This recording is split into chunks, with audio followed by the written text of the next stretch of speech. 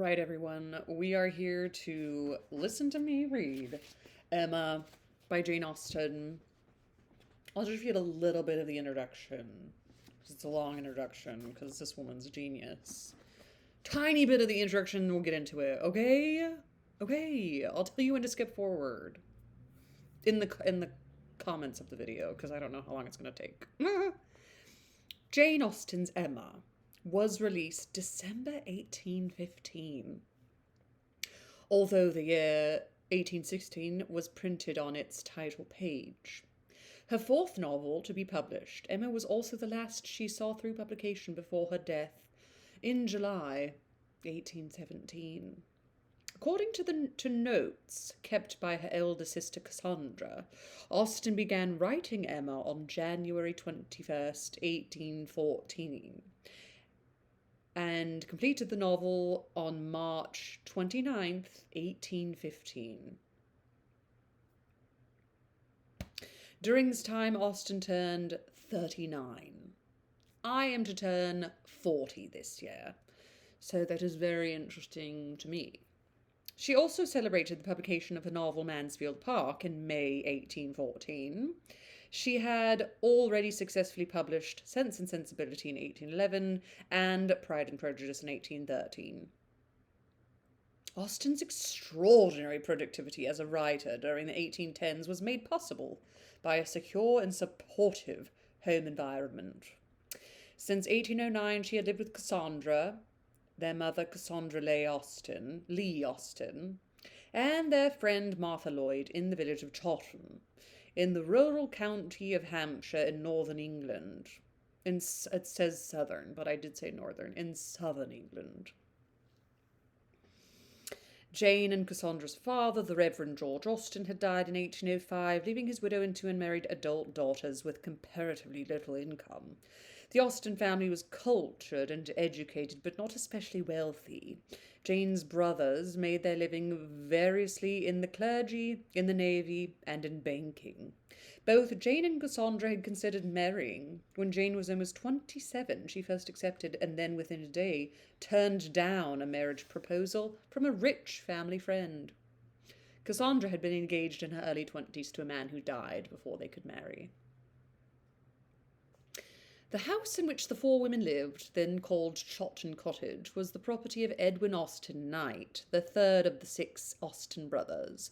Edward had been adopted in his early teens by distant relations, a rich, childless couple, to become the heir to their estate. The adoption of Frank Weston Churchill in Emma offers a thought-provoking parallel to Edward's experience. Hampshire was Jane's native country. Steventon, the village where she lived with her family until the age of 25, is approximately 15 minutes from Chawton, which itself is about 50 miles from London. Chawton Cottage is now known as Jane Austen's House Museum and is open to visitors. Which I guess I always thought that their, Bath was, the place where there was, a museum and stuff. Okay, a little bit more. According to family tradition, Austen wrote her novels without ceremony in the midst of daily life. Her nephew, James Edward Austen Lee, recalls in the first biography of Austen, a memoir of Jane Austen, written in 1870, that she had no separate study to retire to, and most of the work must have been done in the general sitting room, subject to all kinds of casual interruptions. Which is incredible, because who can remember anything with an interruption these days? I mean, there's so many interruptions nowadays. It's just so... What an incredible woman. Okay, I think I've marked the spot where we need to start. Now that's tips for reading, which I read in the introduction. And let us begin. Emma, Volume 1. Chapter 1. So exciting. Emma Woodhouse. Handsome, clever, and rich, with a comfortable home and happy disposition, seemed to unite some of the best blessings of existence, and had lived nearly 21 years in the world with very little to distress or vex her. Hate being vexed. Ugh. She was the youngest of the two daughters of a most affectionate, indulgent father, and had, in consequence of her sister's marriage, been mistress of his house from a very early period. Her mother had died too long ago for her to have more than an indistinct remembrance of her caresses, and her place had been supplied by an excellent woman as governess, who had fallen little short of a mother in affection.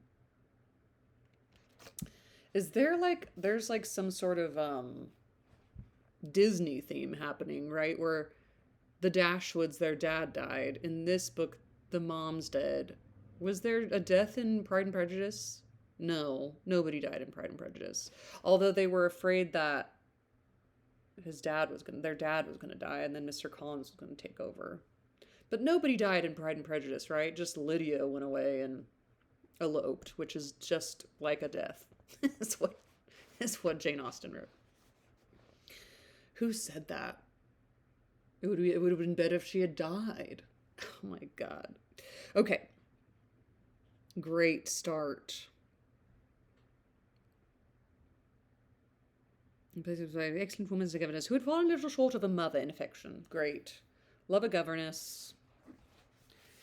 16 years had Miss Taylor been in Mr. Woodhouse's family, less as a governess than a friend, very fond of both daughters, but particularly of Emma. Between them, it was more the intimacy of sisters.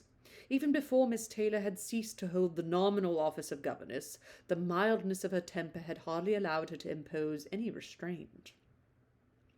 And the shadow of authority being now long passed away, they had been living together as friend and friend, very mutually attached, and Emma doing just what she liked, highly esteeming Miss Taylor's judgment, but directed chiefly by her own. She said, "I'll take your advice, but I'm on my own on this one." She's her own detective. Ooh, the real evils, indeed, of Emma's situation were the power of having rather too much her own way, and a disposition to think a little too well of herself. These were the disadvantages which threatened alloy to her many enjoyments.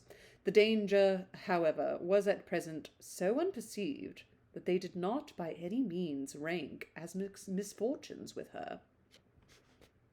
Ooh, I like that. She thought too well of herself and got too much of her own way, but she is, at present, she did not perceive these evils. Wow.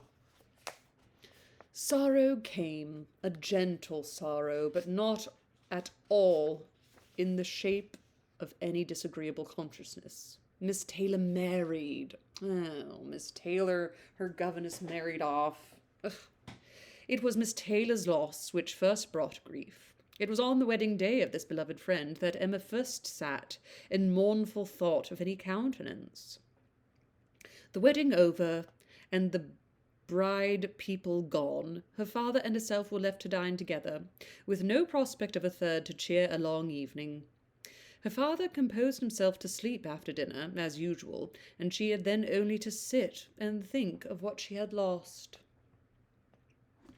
The event had every promise of happiness for her friend. Mr. Weston was a man of unexceptionable character, easy fortune, suitable age, and pleasant manners. And there was some satisfaction in considering with what self-denying, generous friendship she had always wished and promoted the match. But it was a black morning's work for her. The want of Miss Taylor would be felt every hour of every day.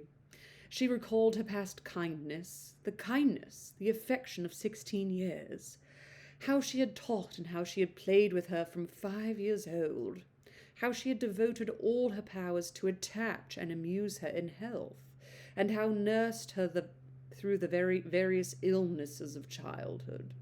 A large debt of gratitude was owing here, but the intercourse of the last 7 years, the equal footing and perfect unreserve which had soon followed Isabella's marriage, on their being left to each other, was yet a dearer, tenderer recollection. It had been a friend and companion such as few possessed, intelligent, well informed, useful, gentle, knowing all the ways of the family, interested in all its concerns, and peculiarly interested in herself, in every pleasure, every scheme of hers. One to whom she could speak every thought as it arose, and who had such an affection for her as could never find fault. How was she to bear the change? It was true that her friend was going only half a mile from them, but Emma was aware that great must be the difference between a Mrs. Weston only half a mile from them and a Miss Taylor in the house, and with all her advantages, natural and domestic, she was now in a great danger of suffering from the intellectual solitude. She dearly loved her father, but he was no companion for her. He could not meet her in conversation, rational or playful. She needs somebody to converse with, whether rational or playful. Like, she needs somebody there to stimulate her, and if she doesn't have it, idle hands. Ooh, okay. Great, beautiful way to set the stage. The evil of the actual disparity in their ages, and Mr. Woodhouse had not married early, was much increased by his constitution and habits, for having been a valetudinarian. Is that in the glossary? Valetudinarian? That seems like a made-up word. Where's my glossary? Glossary. A valetudinarian. Not in the glossary. Just expecting us to know that word, huh? Like a valet? Is valet short for valetudinarian? No, it is not. Valetudinarian. A person who is either sickly or excessively concerned about their health, often to the point of being a hypochondriac. Hypochondriac. It also refers to someone who is weak, infirm, or seeking to recover from health. Valetudo, meaning state of health. This is the craziest word of all time. Valetudinarian. It's like, what is that thing when you graduate?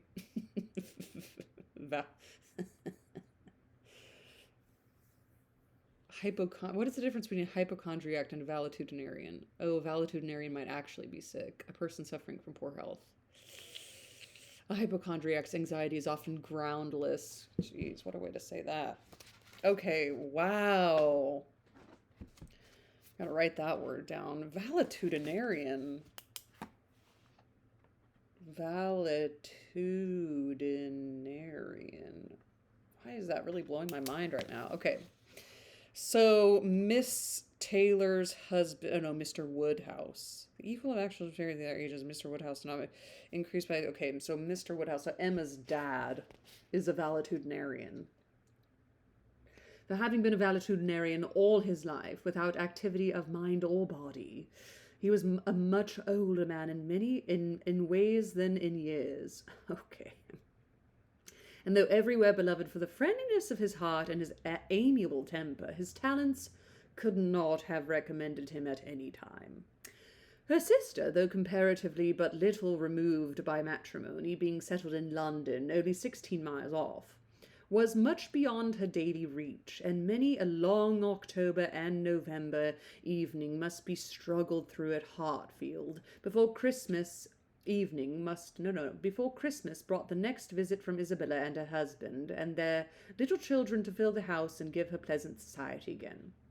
So Isabella is her sister, is Emma's sister. Let me just check that, because I'm just gonna be thinking, Isabella is Emma's sister. Yes. Okay. Isabella, what? Okay. Isabella and her husband and the little children to fill the house and give a pleasant sight again. Okay. Highbury, the large and populous village, almost amounting to a town. Our village almost amounts to a town, to which Hartfield, in spite of its separate lawn and shrubberies and name, did really belong, afforded her no equals. The Woodhouses were first in consequence there. All looked up to them. She had many acquaintance in the place, for her father was universally civil, but not one among them could be accepted in lieu of Miss Taylor for even half a day. It was a melancholy change, and Emma could not but sigh over it, and wish for impossible things till her father woke and made it necessary to be cheerful. Her spirits required support. His spirits required support. He was a nervous man, easily depressed, fond of everybody that he was used to, and hating to part with them, hating change of every kind. Matrimony, as the origin of change, was always disagreeable, and he was by no means yet reconciled to his own daughter's marrying, nor could ever speak of her but with compassion, though it had been entirely a match of affection, when he was now obliged to part with Miss Taylor too, and from his habits of gentle selfishness, and of being never able to suppose that other people could feel differently from him. Okay. He was very much disposed to think Miss Taylor had done as sad a thing for herself as for them, and would have been a great deal happier if she had spent all the rest of her life at Hartfield. I hate change so much.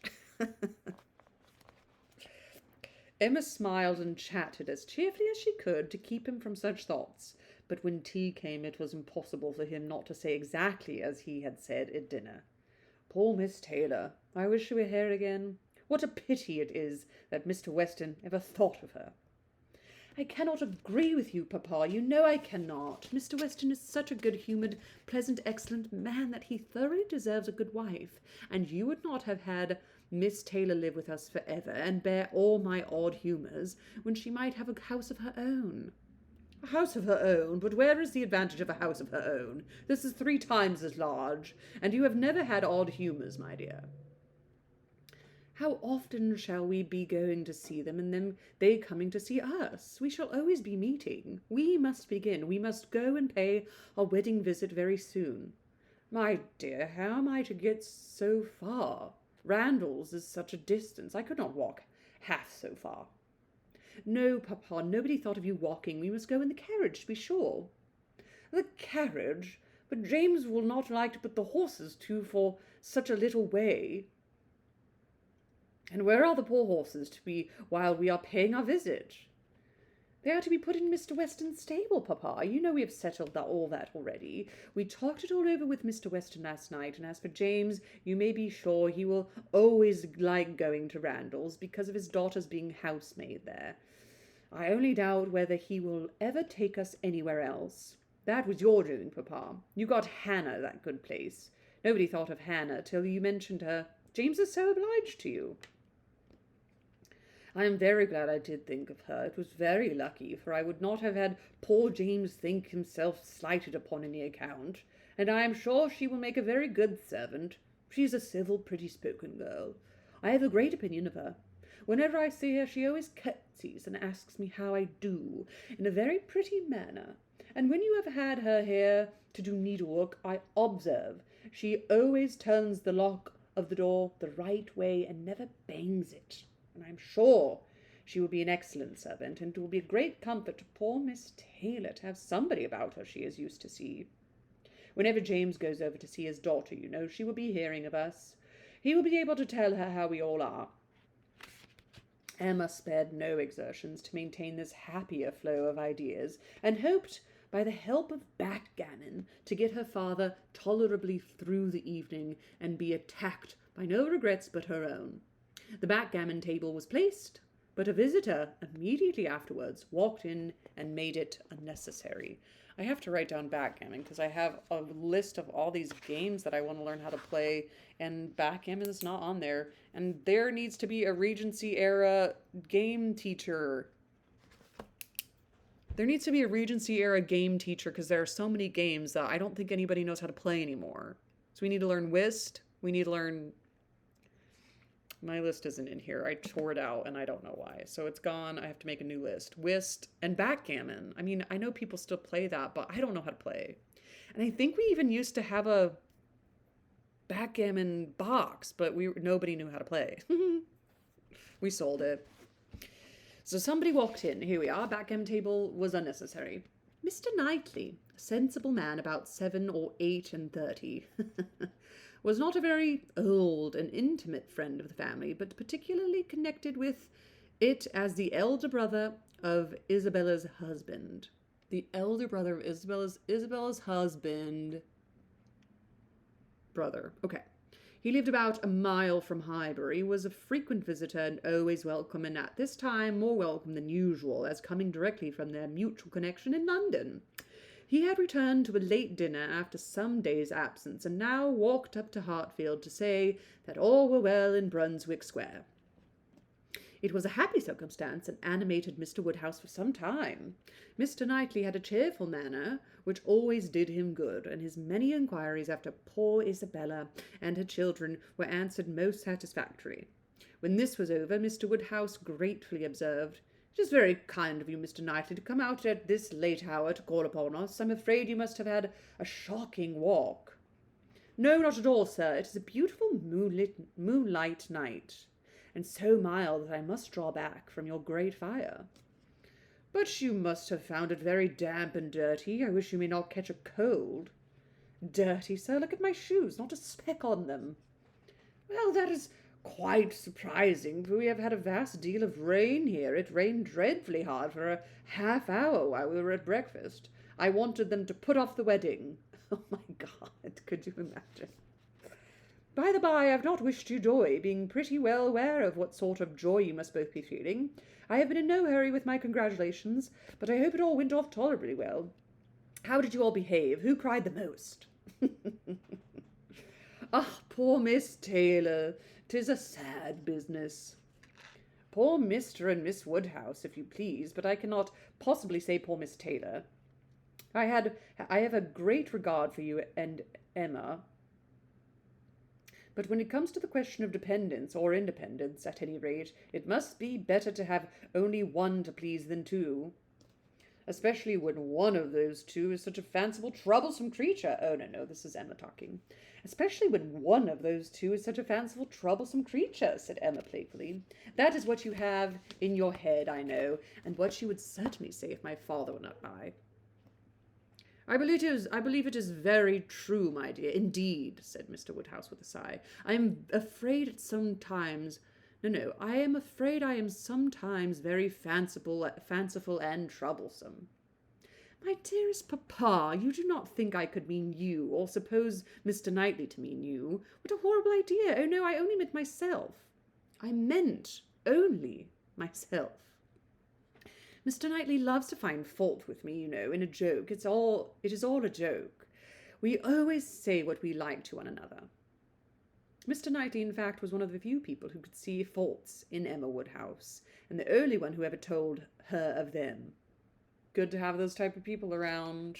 Tell me my faults with love and respect. Tell me my faults with love and respect. And if anyone had told her of them, this is great. And though this was not particularly agreeable to Emma herself, she knew it would be so much less so to her father, that she would not have really suspect. Here we go. We can do this. Let's start over. Mr. Knightley, in fact, was one of the few people who could see faults in Emma Woodhouse, and the only one who ever told her of them. And though this was not particularly agreeable to Emma herself, she knew it would be so much less so to her father, that she would not have him really suspect such a circumstance as her not being thought perfect by everybody. Oh my God. "Emma knows I never flatter her," said Mr. Knightley, "but I meant no reflection on anybody. Miss Taylor has been used to have 2 persons to please. She will now but have 1. The chances are that she must be a gainer." "Well," said Emma, willing to let it pass, You want to hear about the wedding, and I shall be happy to tell you, for we all behaved charmingly. Everybody was punctual, everybody in their best looks, not a tear, and hardly a long face to be seen. Oh no, we all felt that we were going to be only half a mile apart, and we were sure of meeting every day. Dear Emma bears everything so well, said her father. But Mr. Knightley, she is really very sorry to lose poor Miss Taylor, and I am sure she will miss her more than she thinks for. Emma turned away her head, divided between tears and smiles. It is impossible that Emma should not miss such a companion, said Mr. Knightley. We should not like her so well as we do, sir, if we could suppose it. But she knows how much the marriage is to Miss Taylor's advantage. She knows how very acceptable it must be at Miss Taylor's time of life to be settled in a home of her own, and how important to her to be secure of a comfortable provision, and therefore cannot allow herself to feel so much pain as pleasure. Every friend of Miss Taylor must be glad to have her so happily married. And you have forgotten one matter of joy to me, said Emma, and a very considerable one, that I made the match myself, and that I made the match, 4 years ago, and to have it take place, and to be proved in the right, when so many people said Mr. Weston would never marry again, may comfort me for anything. Mr. Knightley shook his head at her. Her father fondly replied, Ah, my dear, I wish you would not make matches and foretell things, for whatever you say always comes to pass. Pray do not make any more matches. I promise you to make none for myself, papa, but I must indeed for other people. It is the greatest amusement in the world. And after such success, everybody said that Mr. Weston would never marry again. Oh dear, no. Mr. Weston, who had been a widower so long, and who seemed so perfectly comfortable without a wife, so constantly occupied either in his business in town or among his friends here, always acceptable wherever he went, always cheerful. Mr. Weston need not spend a single evening of the year alone if he did not like it. Oh, no! Mr. Weston certainly would never marry again. Some people even talked of a promise to his wife on her deathbed, and others of the son and the uncle not letting him. All manner of solemn nonsense was talked on the subject, but I believe none of it. Ever since the day, about 4 years ago, that Miss Taylor and I met him in the Broadway lane, when, because it began to mizzle, he darted away with so much gallantry and borrowed 2 umbrellas for us from Farmer Mitchell's, I made up my mind on the subject. I planned the match from that hour, and when such success had blessed me in this instance, dear papa, you cannot think that I shall leave off matchmaking. Okay, just a side note, it sounded like Mr. Weston was actually pretty content. It sounded like Mr. Weston was actually really content, and he may or may not have made, deathbed promises. And also there's, a couple people in his life who were like, never again. So that's interesting that she thinks it's a success. And it took 4 years. Okay, just an observation. I do not understand what you mean by success, said Mr. Knightley. Success supposes endeavour. Your time has been properly and delicately spent. If you have been endeavouring for the last 4 years to bring about this marriage, a worthy employment for a young lady's mind. But if, which I rather imagine your making the match as you call it, means only you're planning it, you're saying to yourself one idle day, I think it would be a very good thing for Miss Taylor if Mr. Weston were to marry her, and saying it again to yourself every now and then afterwards, why do you talk of success? Where is your merit? What are you proud of? You made a lucky guess, and that is all that can be said. Oh my God, he said, you made a lucky guess, girl. You didn't make anything happen. Manifestation is not real. And have you never known the pleasure and triumph of a lucky guess? I pity you. I thought you clever. For depend upon it, a lucky guess is never merely luck. There is always some talent in it. And as to my poor word success, which you quarrel with, I do not know what I am so entirely without any claim to it. I do not know that I am so entirely without any claim to it. You have drawn two pretty pictures, but I think there may be a third, a something between the do-nothing and the do-all. If I had not promoted Mr. Weston's visit here and given many little encouragements and smoothed many little matters, it might not have come to anything after all. I think you must know Hartfield enough to comprehend that. Wow, so she had to smooth a lot of manners and provide many engagements for 4 years. Wow. A straightforward, open-hearted man like Weston and a rational, unaffected woman like Miss Taylor may be safely left to manage their own concerns. You are more likely to have done harm to yourself than good to them by interference. Emma never thinks of herself if she can do good to others, rejoined Mr. Woodhouse, understanding but in part. But, my dear, pray do not make any more matches. They are silly things, and break up one's family circle grievously.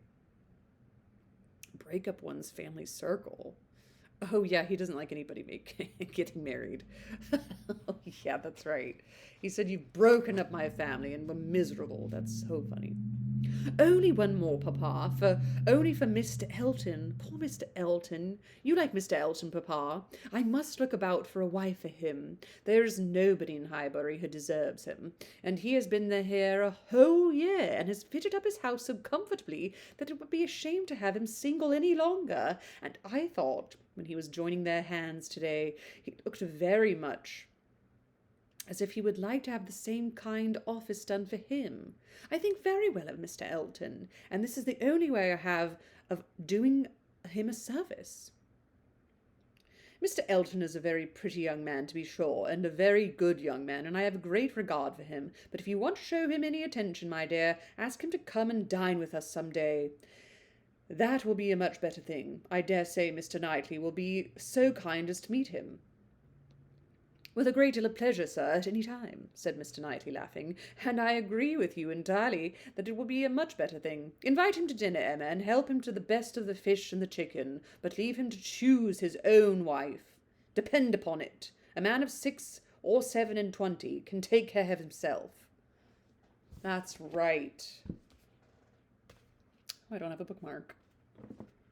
Wow. Mysteries abound. The next victim is Mr. Elton, huh? Ladies and gentlemen, Mr. Elton John. Wow. Great first chapter. And these chapters are like not new pages. It's just like moving on to the next page. I thought it was more, and then it said chapter 2. So this is a fun book so far. Mr. Knightley, Emma, and Mr. Woodhouse. Miss Taylor's been married off. Mr. Woodhouse seems like a fun character. I'm stoked about this book already. Join me next time for chapter 2 as we read along with Emma by Jane Austen, our beloved. Happy reading, everybody, and ta-ta.